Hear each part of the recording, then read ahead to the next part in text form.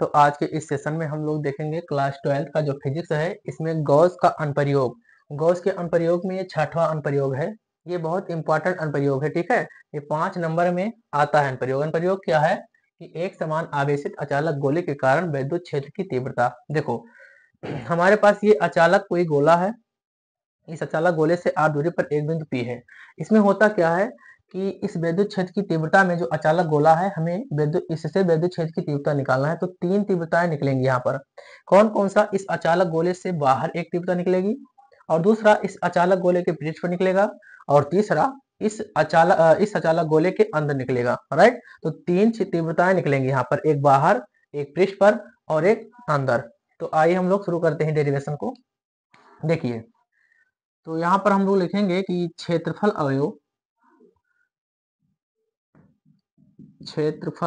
अवयव dA से निकलने वाला वैद्युत फ्लक्स गॉस के नियम से क्या है वैद्युत फ्लक्स कि flux E equal vector E D A vector हटेगा तो सबको पता है कि E dA cos थीटा होगा। ठीक, एक बात और है कि यहाँ पे जो क्षेत्रफल है dA और जो विद्युत क्षेत्र की तीव्रता है, ये इनके बीच का जो कोण है वो बिल्कुल जीरो है। ठीक है, अर्थात तो हम क्या लेंगे, जो थीटा बराबर लेंगे वो जीरो लेंगे। तो फ्लक्स E इक्वल हो जाएगा E dA cos zero. cos zero का वैल्यू 1 होता है, इसलिए फ्लक्स E इक्वल हो जाएगा E dA क्या आया है, ये छोटे से एरिया से निकलने वाला वैद्युत फ्लक्स है। अब हम लोग क्या करेंगे, संपूर्ण पृष्ठ से निकलने वाला वैद्युत फ्लक्स की गणना करेंगे। तो लिखेंगे अतः संपूर्ण गोले से, ठीक है, संपूर्ण गोले से, फिर संपूर्ण पृष्ठ से वैद्युत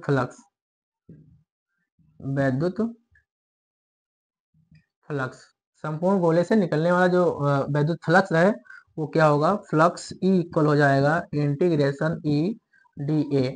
तो यहाँ E क्या है, कांस्टेंट है, ये बाहर आ जाएगा, तो फ्लक्स E इक्वल हो जाएगा E इंटीग्रेशन dA। ये dA क्या है, dA इस गॉसियन पृष्ठ के गोले का क्षेत्रफल है। राइट, तो क्षेत्रफल हो जाएगा phi E equal E dA, मतलब गोले का क्षेत्रफल होता है 4 पाई R स्क्वायर। ठीक है, अब हम लोग गॉस के प्रमेय से जानते हैं क्या कि जो फ्लक्स होता है, फ्लक्स ये क्या होता है, Q बटे एप्सिलॉन नॉट के गुना होता है। तो इस फ्लक्स की जगह हम Q बटे एप्सिलॉन नॉट लिख देंगे। तो Q बटे एप्सिलॉन नॉट, ठीक, Q बटे एप्सिलॉन नॉट, इधर हमारे पास E 4 पाई R स्क्वायर। इधर देखिए, हम यहाँ से E का वैल्यू निकालेंगे।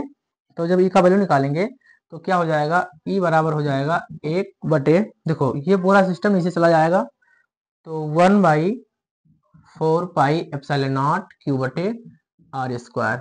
ये हमारे पास क्या आया है, गॉसियन पृष्ठ से निकलने वाला विद्युत क्षेत्र की तीव्रता आया है। अभी ये बाहर नहीं आया है। अब देखो बाहर कैसे निकालेंगे। देखो, ये गोला हमारा अचालक है। अगर एक समान रूप से जो है गोला अचालक है, तब इसका आयतन घनत्व होगा। ठीक है, लिखेंगे कि यदि एक समान Q आवेश से आवेशित गोला है, तब आयतन घनत्व अर्थात सिग्मा बराबर क्या हो जाएगा, 4/3 पाई R क्यूब Q। ठीक, हम यहाँ Q का वैल्यू निकालेंगे तो Q बराबर हो जाएगा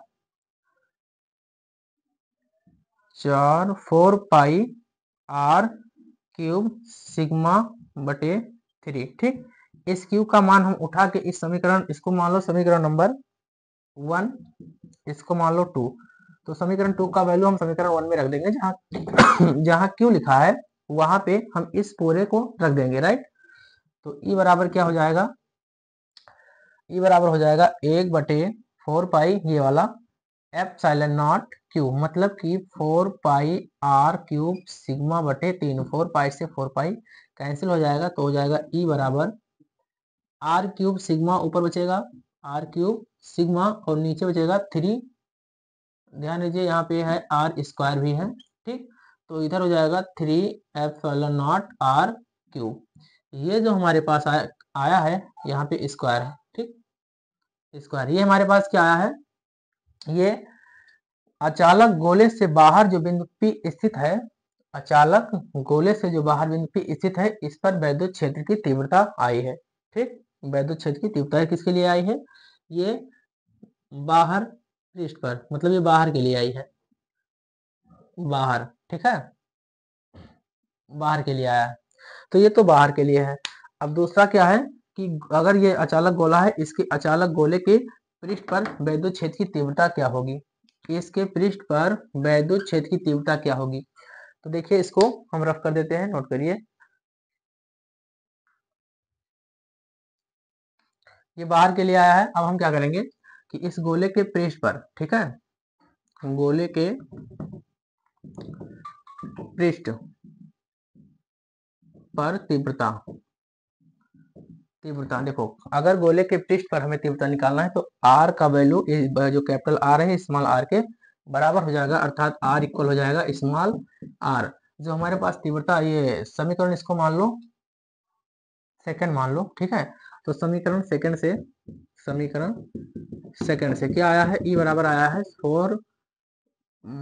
ई बराबर आया है आर क्यूब सिग्मा बटे 3 एप्सिलॉन नॉट आर स्क्वायर, ठीक है। इस आर स्क्वायर की जगह हम ये बड़ा वाला आर लिख सकते हैं। तो ई बराबर हो जाएगा आर क्यूब सिग्मा बटे 3 एप्सिलॉन नॉट आर स्क्वायर। इस आर स्क्वायर से ए r square cut, r cube cut जाएगा एक, तो यहाँ एक आर बचेगा। तो ई बराबर हो जाएगा आर सिग्मा बटे 3 एप्सिलॉन नॉट। ये किसके लिए आया है, ये पृष्ठ पर आया है, ठीक है, पृष्ठ पर। अब देखिए अगर हमें अंदर निकालना है इस अचालक गोले के अंदर वैद्युत क्षेत्र की तीव्रता क्या होगी, तो देख लीजिए यहाँ पर, इसको हम रफ कर देते हैं।